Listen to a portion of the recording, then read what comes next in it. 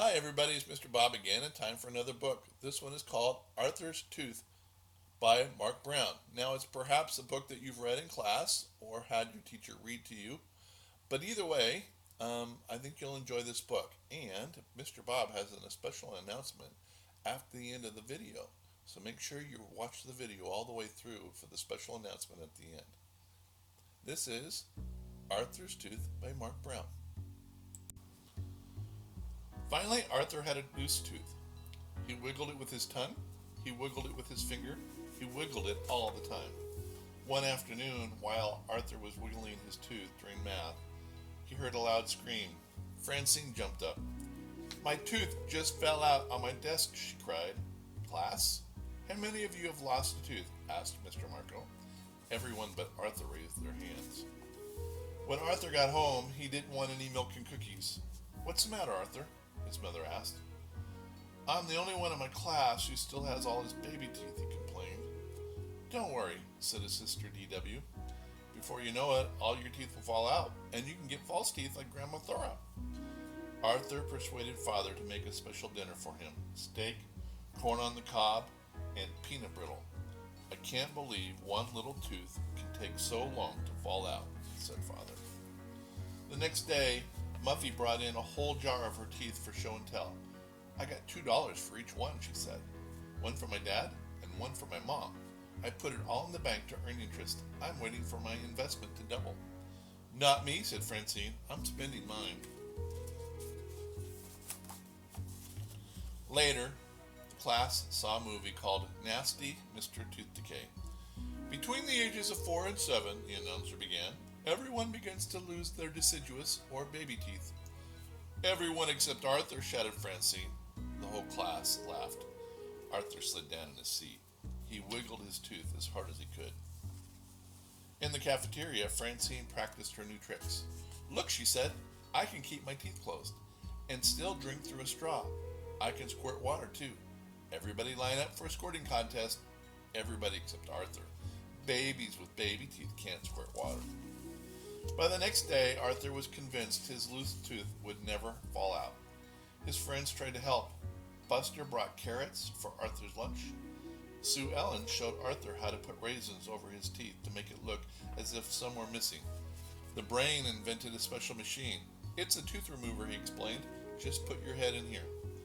Even Binky Barnes wanted to help. I can knock that tooth out in 1 second flat, he said. That night, Arthur spent a lot of time in front of the bathroom mirror. He got up very early the next morning to wiggle his tooth again. See how much looser it is, he told his parents. That's it, said his mother. You need professional help. You're going to the dentist today. Going to the dentist, asked Francine. Boy, do I feel sorry for you. There were other patients waiting to see Dr. Sozio. Sorry, said the nurse. We're running late. Have a seat. Arthur, you were smart to bring a book, said Mother. Finally, it was Arthur's turn. I wish all my patients were as good at waiting as you are, said Dr. Sozio. How old are you now, Arthur? 7, said Arthur. I still have all my baby teeth. I was 8 before I lost my first tooth, said Dr. Sozio. Everyone is different. Really, said Arthur. Dr. Sozio examined Arthur's loose tooth. This one should fall out very soon, he said. Just wait. Arthur got back to school just in time for recess. Still have all your baby teeth? Francine asked. Then you can't be in the game. I'm the tooth fairy. Only people who have lost teeth can play.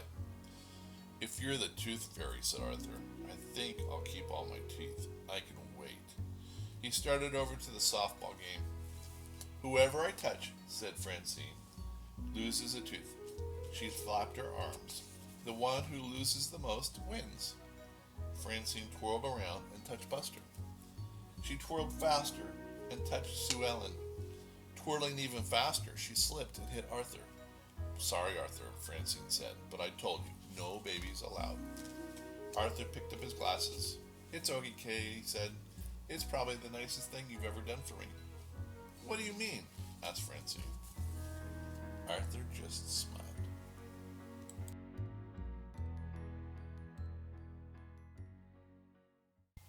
Well, wasn't that a good book? I like that book. And it's an important lesson to remember that our bodies are all made differently, and we grow at different rates, and our teeth come out at different rates.